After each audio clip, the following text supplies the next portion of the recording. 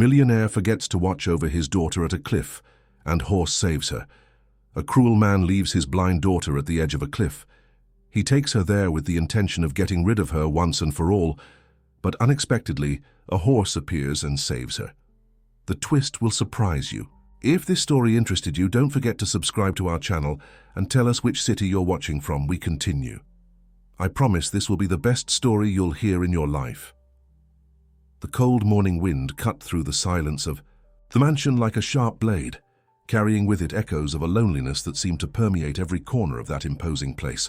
Richard Montgomery observed through the office windows, his property extending as far as the eye could see, but none of it could fill the emptiness that had inhabited his chest for so many years. His fingers drummed nervously on the mahogany desk, while he heard the light, cautious footsteps in the hallway. They were the steps of Hannah, his 12-year-old daughter, who walked with the delicacy of someone who needs to map the world through other senses. Every sound she produced was like a painful echo of the past, a living reminder of everything he had lost. The girl appeared in the office doorway, her small hands sliding along the wall seeking guidance. Her brown hair fell softly over her shoulders, and her eyes, although they couldn't see, seemed to carry their own light, a purity that drastically contrasted with the coldness that dominated that house. "Daddy?" Her voice was sweet, carrying a hope that Richard found almost unbearable. "Mrs. Carmen said you wanted to speak with me." Richard breathed deeply, feeling the familiar weight of guilt settling in his chest. Whenever he looked at Hannah, he saw the reflection of Isabella, his deceased wife. The same delicate features, the same gentleness in tone of voice, the same way of tilting her head when paying attention to something. It was as if Isabella were there, in their daughter, constantly reminding him of his failure as a protector. "Come." "In, Hannah," he said, unable to disguise the tension in his voice. The girl advanced carefully, her hands extended until finding the leather armchair in front of the desk. She sat with the natural elegance she had inherited from her mother, waiting patiently. Richard studied her in silence. Since Isabella had left 3 years ago, during that terrible car accident that he had been unable to prevent, Hannah had become a burden that he carried with growing bitterness. Not because the girl was difficult, on the contrary, she was extraordinarily sweet and understanding. But precisely because of this, she constantly reminded him of everything he had lost. "I have a surprise for you," he finally said, choosing each word carefully. He saw how Hannah's face lit up, an expression of genuine joy that made him look away. When was the last time someone had been so happy about something he said? "A surprise," she repeated, her hands joining in her lap in a gesture of expectation that he recognized. Isabella made exactly the same movement when she was anxious for good news. "Yes. Do you remember the flowers your mother loved so much? Those she used to cultivate in the back garden?" Hannah nodded vigorously. "The white lotus flowers. Mom used to say they represented purity and new beginnings. She always talked about a special place where they grew wild." Richard closed his eyes for a moment. Isabella had always talked about that place, a distant clearing on the property near the cliff where lotus flowers grew naturally in a small pond. It was an isolated location, far from everything and everyone, perfect for what he had planned. "I found that place," he lied, observing how the girl's eyes filled with tears of happiness. "And I thought you'd like to see it, to smell the fragrance of the flowers your mother loved so much." "Really?" Hannah stood up from the chair, her hands seeking support on the desk. "You would take me there? How with my condition?" The word condition left her lips with a delicacy that broke something inside Richard. Hannah never complained about her blindness, never used it as an excuse or a source of self-pity. She simply accepted it as part of who she was, adapting with a grace that he secretly envied. "Of course," he answered, trying to inject warmth into his voice. "After all, you are my daughter. Your mother would want you to know this place." As he mentioned Isabella, he felt the familiar pang of pain and anger. Isabella, who had departed and left him alone with that responsibility he had never known. How to assume? Isabella, who in her last moments in the hospital had made him promise that he would take care of Hannah, that he would love her for who she was, not for what she couldn't be. A promise that he broke every day. In recent years, especially after his second marriage to Victoria, an ambitious woman who saw Hannah as an inconvenient obstacle, Richard had convinced himself that it would be better for everyone if the girl simply wasn't there anymore. Victoria always made subtle comments about how it would be easier to travel, socialize, live their lives without having to constantly worry about Hannah's special needs. "When can we go?" asked Hannah, bringing him back to the present. Her voice was filled with an emotion that he couldn't identify. It was hope, gratitude, unconditional love, everything that he had lost the capacity to feel. "This afternoon," he said, deciding once and for all. "After lunch. It's a long walk, but I'm sure you can manage." Hannah nodded enthusiastically. "Can I get ready? I want to wear the blue dress that Mom bought for me before she left. It still has her perfume."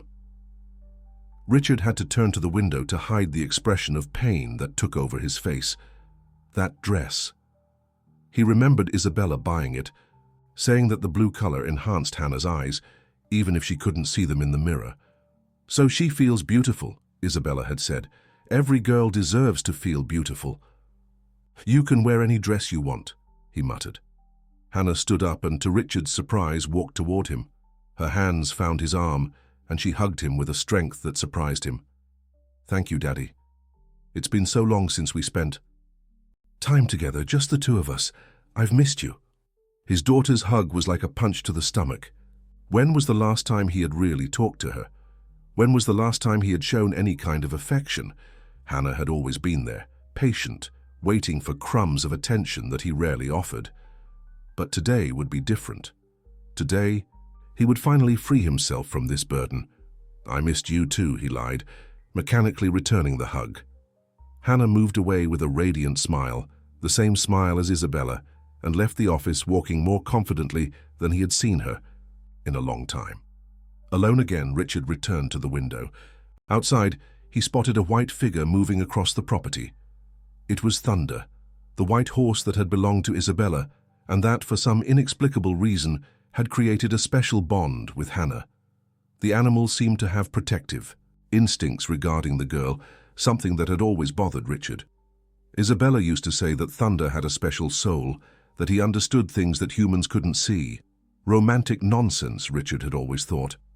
But today, observing the animal grazing near the house, he had a strange sensation, as if he were being watched, judged. He shook his head, pushing away such thoughts.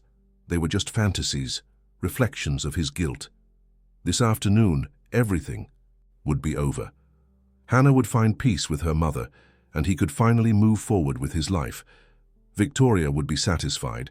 He could focus on his business without distractions, and that constant reminder of his failure as a husband and father would disappear forever. It was the best solution for everyone involved. At least that's what he repeated to himself, trying to silence the increasingly weak voice of his conscience that insisted on reminding him that he was about to commit the unforgivable. Lunch passed in an almost solemn silence, broken only by the discreet tinkling of silverware against fine china. Hannah had dressed with care, wearing the blue dress she loved so much, her hair secured in a delicate braid that Carmen, the housekeeper, had made with great care. There was a different light in her face, an expectation that made her seem even younger and more vulnerable. Richard barely touched his food, his stomach knotted by a mixture of anxiety and determination. Victoria had gone out for another of her spa sessions in town, as she always did on Wednesdays, which made the timing perfect for his plans. No one would question a father-daughter walk around the property. "Daddy," said Hannah softly, placing her fork beside her plate, "can I ask you a question?" "Sure," he replied, trying to sound casual while watching Carmen serve dessert. "Why? Now, I mean—" She hesitated, her cheeks blushing slightly.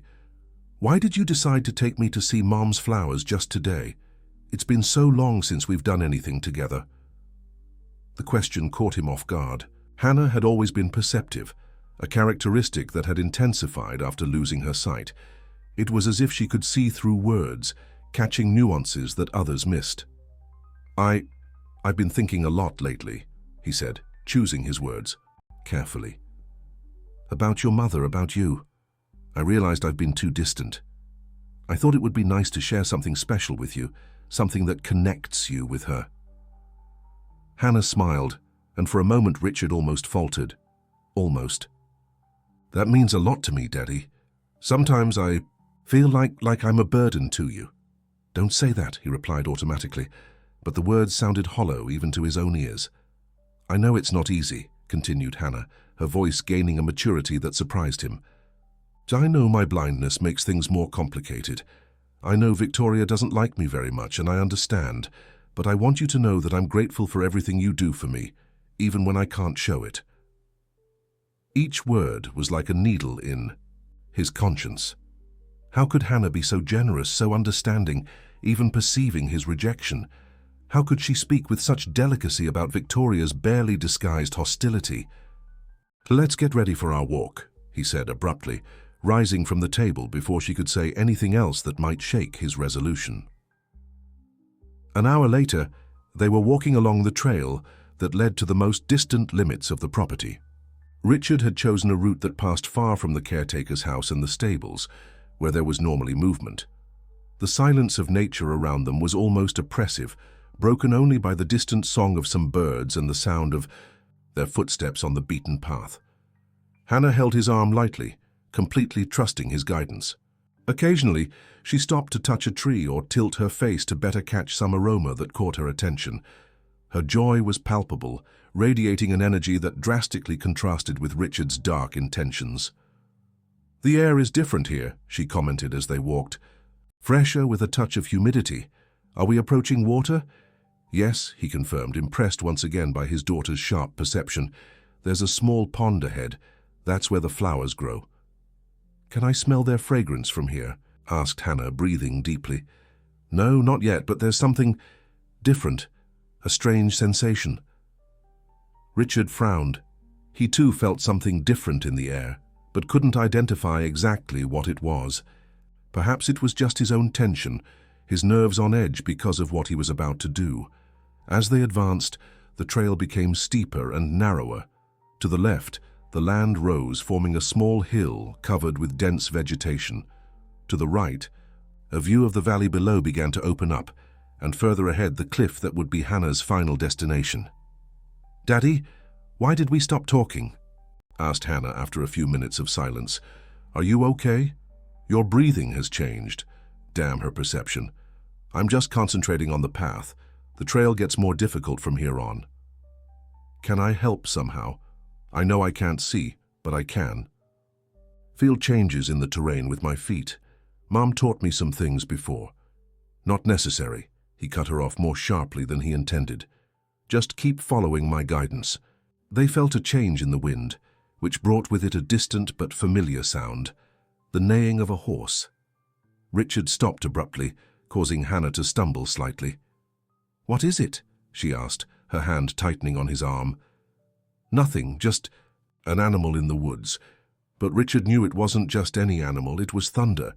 The white horse appeared at the top of the hill to the left, its mane fluttering in the wind. The animal was watching them intently, and Richard had the strange sensation that he was being judged. It was impossible, he knew, but there was something in the horse's posture that seemed almost human. Hannah had also noticed the animal's presence. Her face turned in the direction of the sound, and a soft smile took over her features. "It's Thunder, isn't it?" she said softly. "I can feel his energy from here. I've always had a strange connection with him. It's as if he understands things that I don't even understand myself." The horse descended the hill with graceful movements, approaching them. Richard felt a growing discomfort. Thunder had never shown particular affection for him, but had always been extremely protective of Hannah and before her of Isabella. "Maybe we should go back," suggested Richard, a feeling of unease settling in his chest. "The weather is changing and I don't want you to catch cold." "Oh, please, Daddy," begged Hannah. "We're so close. I can feel that we're almost there. And Thunder is here. It's as if Mom sent him to accompany us. We can't give up now." Richard looked at the horse, which had stopped a few yards from them. The animal's intelligent eyes seemed to see right through him, as if it could see his intentions directly. It was a disturbing, almost paranormal sensation. "All right," he finally said, "but just for a few minutes. I don't want it to get dark before we return home." They continued walking, now accompanied by Thunder, who maintained a respectful but constant distance. The horse seemed especially attentive to Hannah, occasionally emitting low sounds that she always answered with sweet words. "He's trying to tell me something," commented Hannah, after one of these exchanges, "but I can't understand exactly what." The trail finally opened into a small clearing, and Richard could see their destination, the edge of the cliff, disguised by lower vegetation and some rocks. The pond with the bee. Lotus flowers was on the opposite side, at a safe distance from the precipice, but Hannah didn't need to know that. "We've arrived," he announced, his voice sounding strangely hoarse. Hannah released his arm and took a few steps forward, her arms extended to feel the space around her. The wind was stronger there, carrying the distant sound of the valley far below. She stopped abruptly, a confused expression crossing her face. "Daddy," she said slowly, "I don't smell the flowers. And there's something strange in the air. It feels like we're at the edge of something. The sound of the wind is different, as if there's an empty space ahead." Richard felt his heart race. Hannah's perception was even sharper than he had imagined. "The flowers are a little further ahead," he lied. "Just a few steps. Let me guide you." But as he approached her, Thunder moved. The horse deliberately placed itself between them, blocking Hannah's path to the edge of the cliff. Its eyes fixed on Richard with an intensity that made him instinctively step back. "Thunder, what are you doing?" asked Hannah, extending her hand to touch the horse's neck. "Why are you so agitated?" The animal neighed loudly, a sound that echoed through the clearing like a warning cry. It was as if it were trying to warn Hannah about the danger, as if it could sense Richard's intentions. Thunder's neighing echoed through the clearing with an urgency that made Hannah instinctively step back. There was something in the horse's voice that she had never heard before, a tone of alert, almost of desperation, that made her heart race without knowing exactly why. "Thunder, calm down," she murmured, her hands trembling slightly as she tried to calm the animal. But the horse wouldn't calm down. On the contrary, it moved nervously, always positioning itself between her and the direction her father was trying to lead her. Richard watched the scene with growing irritation and nervousness. The damn animal was ruining his plans. "Hannah, come here, don't worry about the horse. He must have been scared by something in the woods." But Hannah didn't move.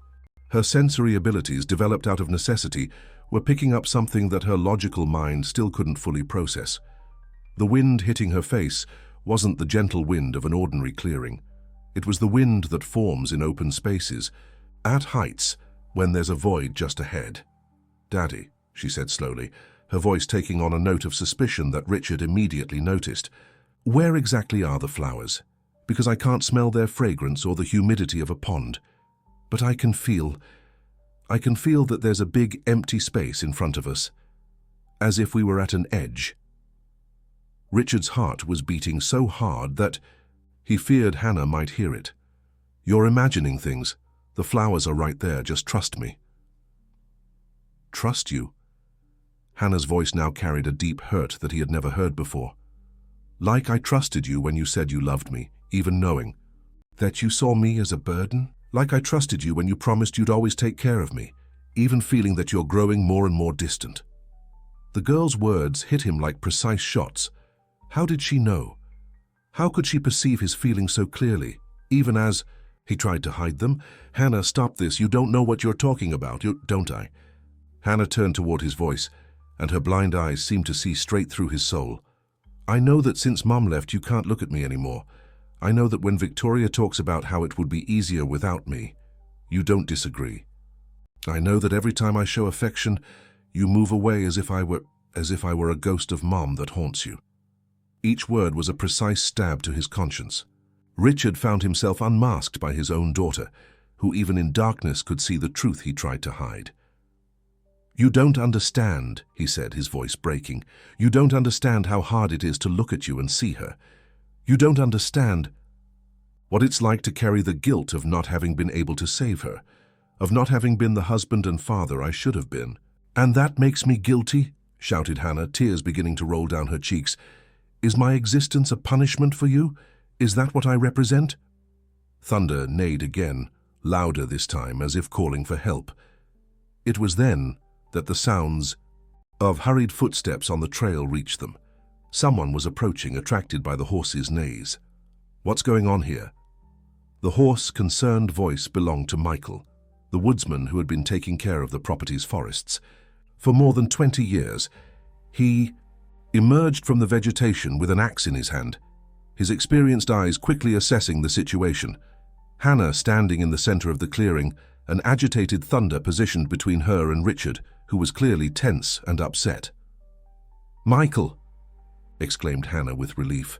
"I'm so glad you're here. Something is very wrong here. My father said he was going to show me the flowers my mother loved, but there are no flowers here.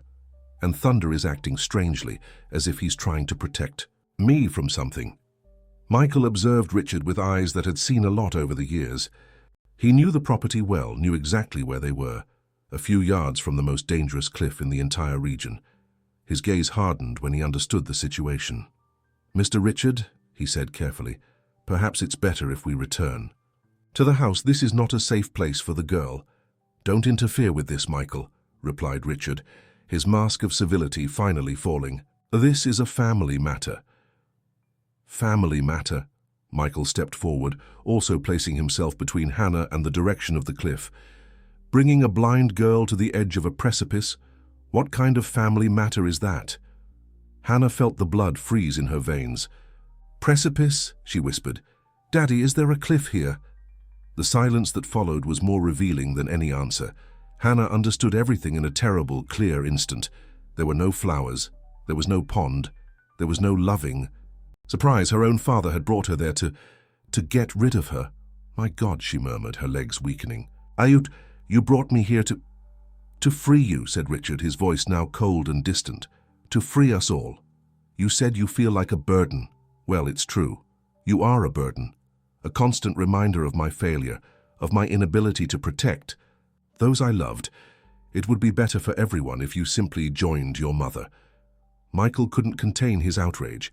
"You're monstrous. How can you talk like that to your own daughter?" "You don't understand," exploded Richard. "You don't know what it's like to live with this guilt, with this weight every day. She should have gone with Isabella in that accident. That's how it was supposed to be." The words left his mouth before he could stop them, revealing the dark core of his resentment. He wished Hannah had been in the car that fateful night. He wished he didn't have to carry the responsibility of raising her alone. He wished he could forget Isabella without having to see her reflection every day in his daughter's eyes. Hannah collapsed in tears, but they were different from those she had shed before. They weren't tears of hurt or confusion. They were tears of understanding, of a terrible and final clarity. Her father, the only person in whom she had placed all her trust and love, not only didn't love her, he hated her so much that he wanted to see her dead. "Daddy," she said in a broken voice, "I always knew that you had difficulty dealing with me after Mom's passing. But I never imagined, never thought that you could hate me to this extent." Thunder approached her, lowering his head so she could rest her hands on his neck. The horse remained alert, ready to protect her from any movement by Richard. "It's not hatred," lied Richard, but his voice carried no conviction. It's liberation for you, for me. You can be with your mother, where you'll be happy. And I can move on with my life without this constant weight." Michael stepped forward. Again, his fist clenched around the handle of the axe. "Over my dead body. I won't allow you to hurt this girl." "And who's going to stop me?" challenged Richard. "You? A simple woodsman against me. I have power, I have money. Who would believe your word against mine?" It was then that Hannah stood up, supported by Thunder, and her voice echoed through the clearing with a strength that surprised everyone present, including herself. "I would believe," she said firmly.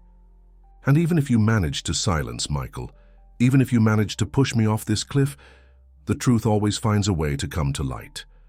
You can try to convince yourself that you're doing this for me, but we know you're doing it for yourself. Because it's easier to eliminate me than to face your own pain."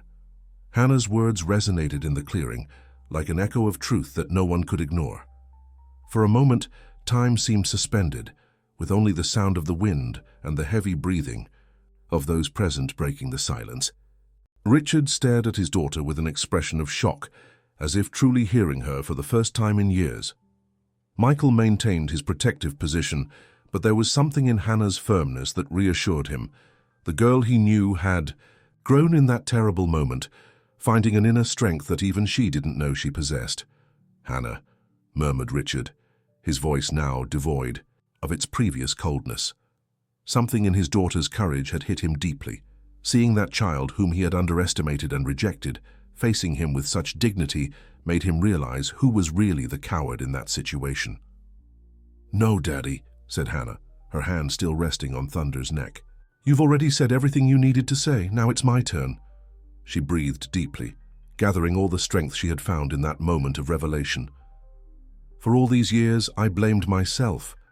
I thought that if I were easier to care for, if I weren't blind, if I didn't remind you so much of Mom, maybe you could love me.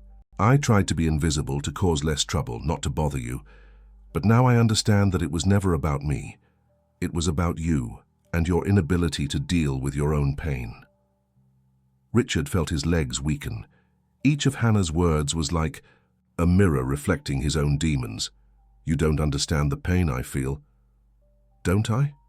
Hannah laughed, but it wasn't a bitter laugh. It was almost understanding. "Daddy, I lost my mother too. I was just a child, and suddenly the person who loved me most in the world disappeared. But the difference is that I also lost my father that day, because you decided it was easier to blame me than to face our grief together." Michael watched the scene in silence, deeply touched by the maturity and wisdom of that girl. In his years of life, he had known few people with such strength of spirit.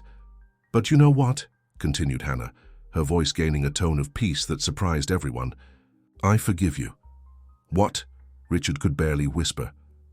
"I forgive you," she repeated firmly. "Not because what you did was right, but because carrying hatred would only hurt me more. Mom always taught me that forgiveness is a gift we give to ourselves, not to the person who hurt us." Thunder was neighing softly now, as if approving Hannah's words. The horse remained close to her, but its agitation had diminished. "But that doesn't mean I'm going to continue waiting for your love," said Hannah, her voice gaining a determination that Richard had never heard before. "I'm not going to try any more to be worthy of a love that you can't offer. I deserve better than that." Michael stepped forward. "Hannah is right, and she doesn't need to go through this anymore." He turned to Richard with a severe look. "My wife Rose and I always wanted children, but were never blessed. It would be an honor for us to take care of Hannah if she wants." Hannah felt tears of gratitude stream down her face. "You would do that for me?" "Child," said Michael, with tenderness. "It would be you who would be doing something for us. Rose would be radiant to have a daughter to love and care for." Richard watched the scene unfold before his eyes, realizing that he had forever lost the opportunity to be the father that Hannah deserved. The daughter he had tried to eliminate was showing a greatness of spirit that deeply shamed him. "Hannah," he said with a choked voice, I'm sorry for everything. You're right. You've always been right. I let my pain transform me into something monstrous." Hannah turned toward his voice, and for the first time in a long time, her face showed neither fear nor hope for approval. It showed compassion. "I know you're sorry, Daddy, and I hope that one day you can find peace, but I can no longer be the one trying to heal your wounds. I need to take care of my own." In the months that followed, Hannah went to live with Michael and Rose in the small house at the heart of the property. The transformation was remarkable. The girl who had once walked in the shadows of the mansion now laughed freely, sang while helping Rose in the kitchen, and developed skills that she had never had the opportunity to explore. Rose, a sweet 50-year-old woman with graying hair and kind eyes, welcomed Hannah as the daughter she had always dreamed of having. She taught the girl family recipes, old stories of the region, and most importantly, what it meant to be truly loved unconditionally. Michael discovered that Hannah had a natural talent for woodworking. Even without being able to see, her sensitive hands could shape wood in ways that surprised even the experienced woodsman. Together, they created unique pieces, each telling a story through textures and curves. Thunder also moved closer to Michael and Rose's house. The white horse had officially become Hannah's companion, accompanying her on her daily walks through the woods. It was as if he were her spiritual guide, always alert to dangers, always willing to protect her. "Sometimes I feel that Thunder is more than a horse," Hannah said one day to Rose while brushing the animal's mane. "It's as if he carries a bit of Mom's soul, taking care of me when she can't." Rose smiled, observing the special connection between the girl and the horse. "Maybe that's exactly it, my dear. True. Love finds ways to continue protecting us, even when the people we love have already departed." Richard, in turn, faced the consequences of his actions. Victoria, when she learned what had happened, revealed her true nature, making it clear that she had only married him for his money, and that an attempted murder didn't match her social image. She asked for a divorce and left his life as quickly as she had entered it. Alone in the mansion that had once housed so much love, Richard was forced to confront his demons. He sought professional help, beginning a long process of therapy to deal with his unresolved grief and the guilt he had carried for so long. Occasionally he observed from afar Hannah playing in Michael and Rose's yard. He saw how she had flourished, how she had become confident and happy. Part of him felt a deep pain for having lost the opportunity to be part of that happiness, but a larger part felt gratitude that she had found what he had never been able to give. One day, almost a year after the events at the cliff, Hannah appeared at the door of the mansion. Richard saw her through the window, accompanied by Thunder, and his heart raced. She hadn't come there since she had moved. "Hannah," he said when he opened the door, his voice full of emotion, "what brings you here?" "I came to bring something for you," she said, extending a small wooden object. It was a delicate sculpture, representing two intertwined figures, an adult and a child. Michael helped me make it, but it was my idea. Richard took the sculpture with trembling hands. It's beautiful. But why?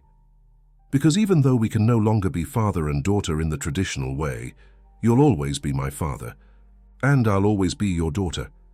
The difference is that now I understand that love cannot be forced, but forgiveness can be given freely." She approached and gently touched his arm. "I hope you find peace, Daddy. Really. Mom wouldn't want to see either of us suffering forever." Richard couldn't contain his tears. "Hannah, I don't deserve your kindness." "It's not about what we deserve," she said with wisdom. "It's about what we choose to give. I choose to give forgiveness because it liberates me. I choose to give hope because I believe people can change." After she left, Richard held the sculpture and felt something he hadn't experienced in years: hope. Perhaps it was too late to be the father that Hannah deserved, but it wasn't too late to become the man that he himself could respect. The years passed, and Hannah grew to become a remarkable young woman. Her story spread throughout the region, inspiring others with her ability to transform pain into wisdom, rejection into strength. She developed a program to help other children with disabilities, showing them that physical limitations don't define a person's worth. Thunder remained her faithful companion, aging gracefully alongside Hannah. When the horse finally departed many years later, it was peacefully, lying in the lap of the young woman he had protected since childhood. "Thank you, my friend," whispered Hannah, caressing the white mane for the last time. "Thank you for teaching me that true love always finds a way to protect us." And there, under the stars that she couldn't see but felt in her soul, Hannah understood that her journey had been exactly what it needed to be. The scars would remain, but they had transformed into a source of strength, not weakness. The literal darkness of her eyes had given her the ability to see the light that existed in people's hearts, even when they themselves couldn't see it. End of story. Dear listeners, we hope that Hannah's story and her journey of transformation have deeply touched your hearts. This narrative reminds us that even in the most difficult situations, there is always hope for rebirth and healing. True love sometimes comes from where we least expect it, and our capacity to forgive and move forward can be our greatest strength. If this story moved you as much as it moved us to tell it, don't forget to subscribe to our channel to follow more narratives that explore the complexity of the human condition. Leave your comments sharing how this story impacted you. You are a fundamental part of this community that believes in the transformative power of words. Click like if Hannah's courage inspired you, and stay tuned for our next content. Every day we bring unique stories that remind us of the beauty and strength that exist within each of us, even in the darkest moments.